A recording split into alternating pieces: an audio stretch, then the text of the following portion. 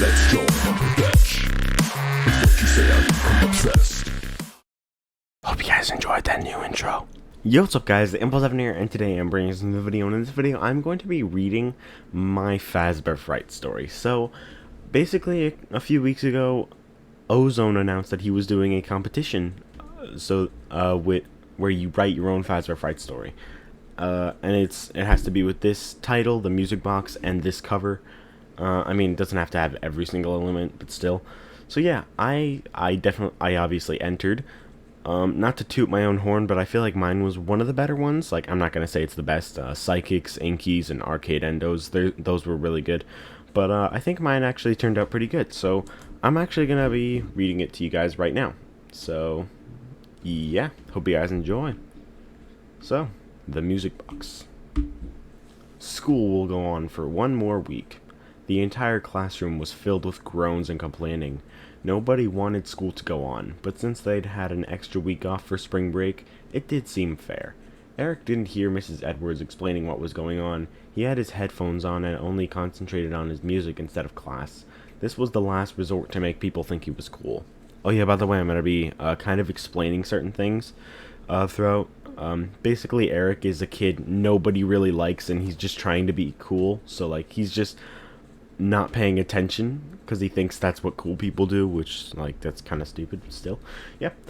Who cares, guys? It's not like Eric is gonna be here or anything, because Eric's gonna, like, go on vacation or whatever, you know? Eric heard his name. He looked up and realized it was Charlotte. Charlotte was the girl Eric liked, and he didn't want her to hate him, but, like, it's not like there was anyone or anything in this universe who didn't hate him. Eric removed his headphones, confused as to what was going on. Did I hear my name? The whole class turned and laughed at him. Even the teacher was on the floor, unable to speak a single word or let out a single breath. Nothing could help Eric understand what was going on. No one would. He just didn't want to stay since they weren't doing anything in class right now anyway. He slipped on his leather jacket and just left the classroom, as if he would get in trouble. Him leaving honestly just made people happier. Hey Charlotte, are you busy later? Eric heard someone ask as he exited the classroom. Yeah, sorry, I got a birthday party to go to. Foreshadowing! If only someone would invite Eric to a party. If only. Eric didn't bother going home. All his parents would have done is take away his books for leaving school before he was allowed to. Instead, he headed to his favorite place in the world, the place he could actually be himself and not have to try to act cool. At Freddy Fazbear's Pizza, he was actually accepted for who he was. On his way to Freddy's, Eric passed by a purple car. He had never seen a purple car in this town before. It even had purple headlights and taillights. He tried avoiding the car at all costs. He felt unsettled by it, but he couldn't determine why. He crossed the street so he was on the opposite side of the road.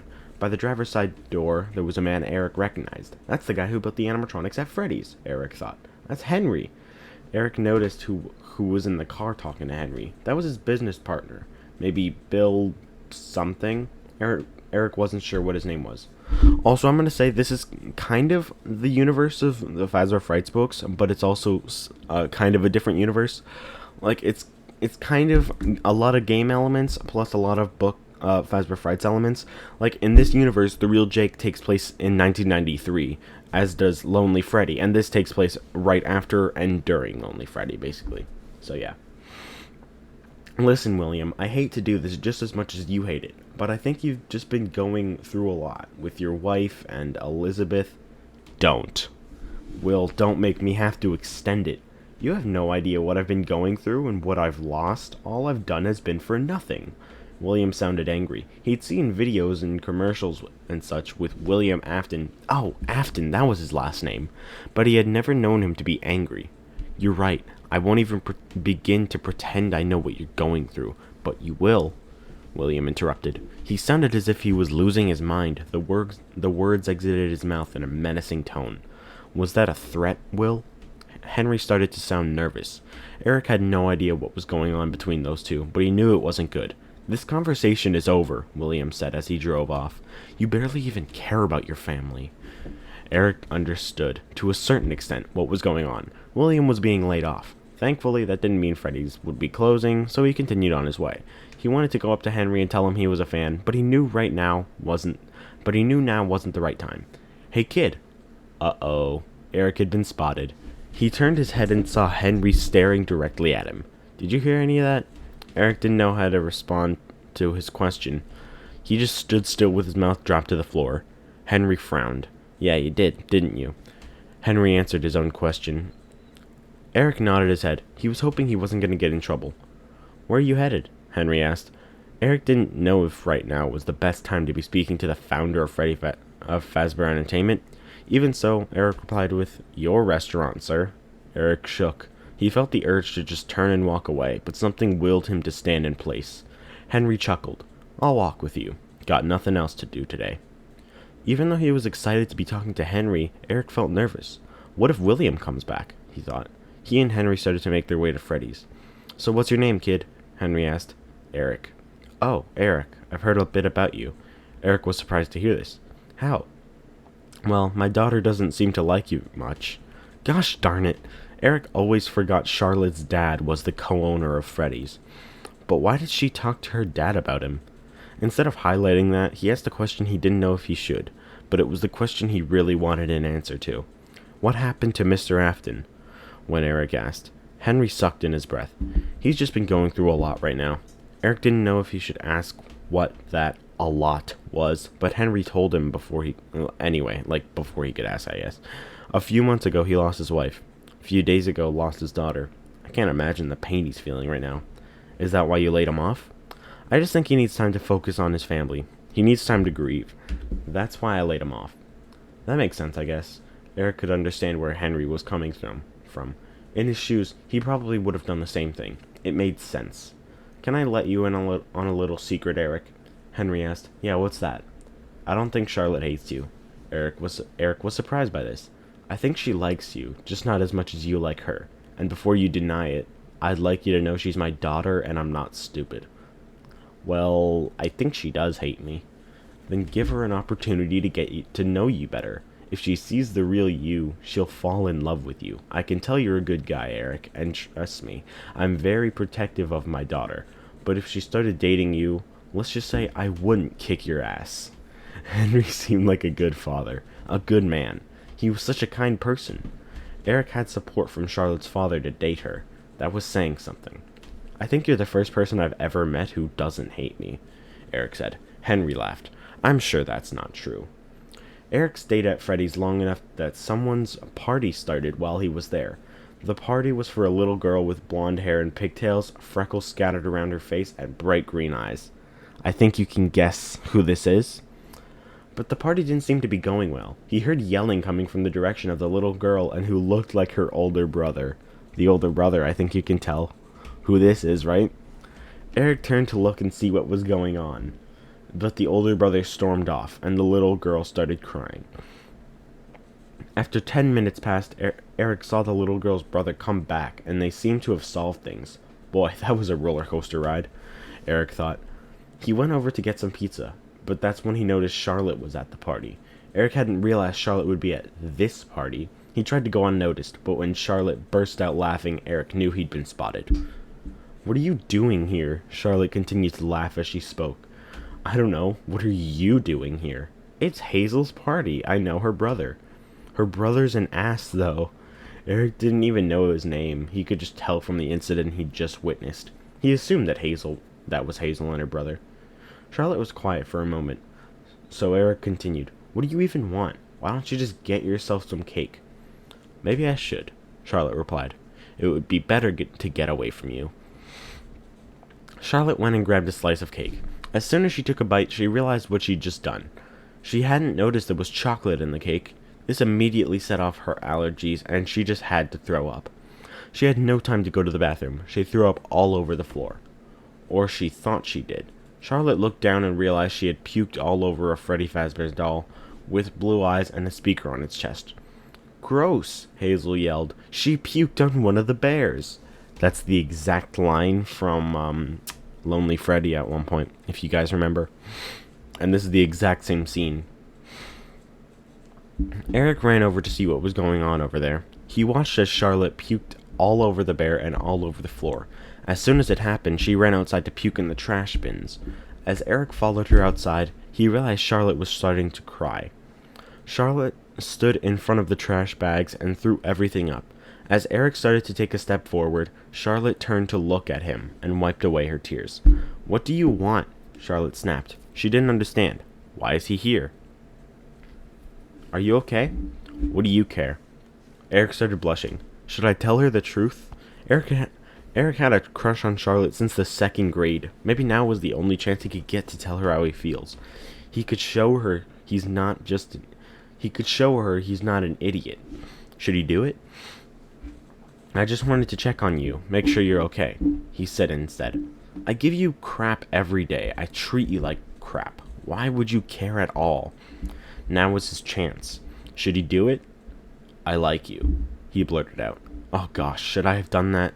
Charlotte spit into the trash. Then she looked up at Eric, giving him a confused look. "Say what?" "I really like you. I have since the second grade, and even after all the rude things you've done to me over the past 7 years, I've still liked you. Always." Eric started feeling like he was going to have a heart attack. He gulped. When Charlotte said nothing, he sighed and turned around and started to walk away. "Don't go," Charlotte sucked in her breath. When Eric turned around, she was standing up straight and giving him a smile. "Maybe you aren't quite as bad as I thought." Eric started feeling happiness, something he hadn't felt in a long time. And when he asked Charlotte out and she said yes, he felt the need to jump and yell in order to express what he was feeling. But he didn't. He didn't want to look like the weirdo she thought he was the whole time. A car drove up the street nearby Charlotte and Eric. Eric recognized the car instantly. Not many people in this town had purple cars.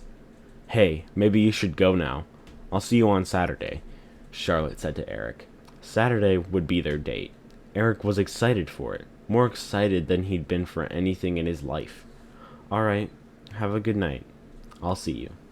Eric went back inside the building with a smile on his face. Finally, after over 7 years, he'd finally gotten what he wanted. He could finally be with Charlotte. Eric, for the first time since he could remember, was happy. But that happiness was short-lived. As a man she recognized got out of the car and walked towards her, Charlotte wondered what he was doing here.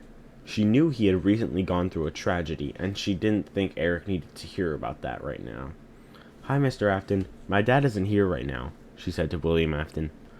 "I've actually come to check up on you." Charlotte gave him a confused look. He continued, "Tell me, what is it you're doing out here instead of in there playing games?" Afton spoke in a menacing and even somewhat evil tone of voice. "Is he all right?" Charlotte asked herself. "I ate chocolate and threw up everywhere." "Ah, I see," Afton replied. "Are you feeling all right?" Charlotte looked Charlotte looked through the window and into the building. "I should be in there," she thought, "but I can't be. No, honestly, I'm not all right." Charlotte's eyes filled with tears, and that's when he did it. Well, it's about to get a whole lot worse. I think you can guess what he just did, right? Threat detected. Henry's security puppet word. This security device was built to track the vitals of someone wearing a wristband with a specific code, and someone with that code had been in danger. The puppet attempted to rise out of the music box. This attempt was unsuccessful. Unbeknownst to the puppet, there were boxes of presents on top of the music box, keeping it closed.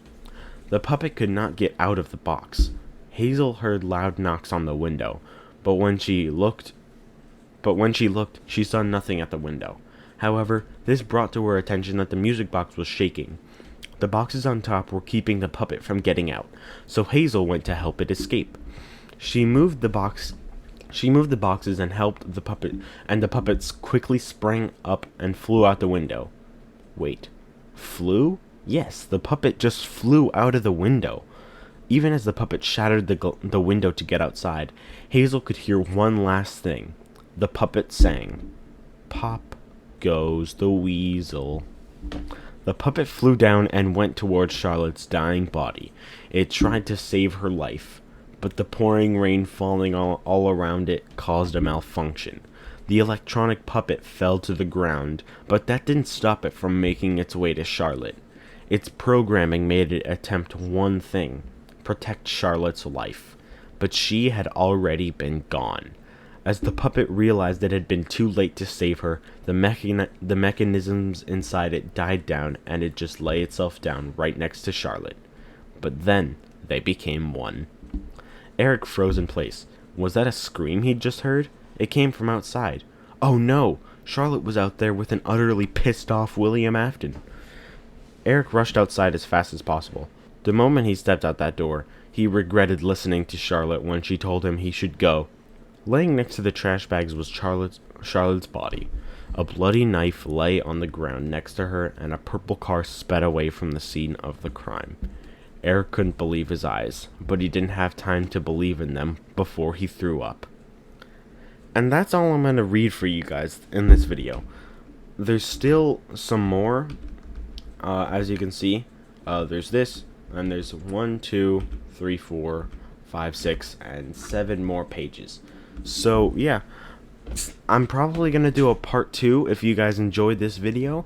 But yeah, I'll see you guys in the next video. Leave a like if you want the next part of me reading the rest of the story. And yeah, I'll see you guys in the next video. And plus, have an out, and peace.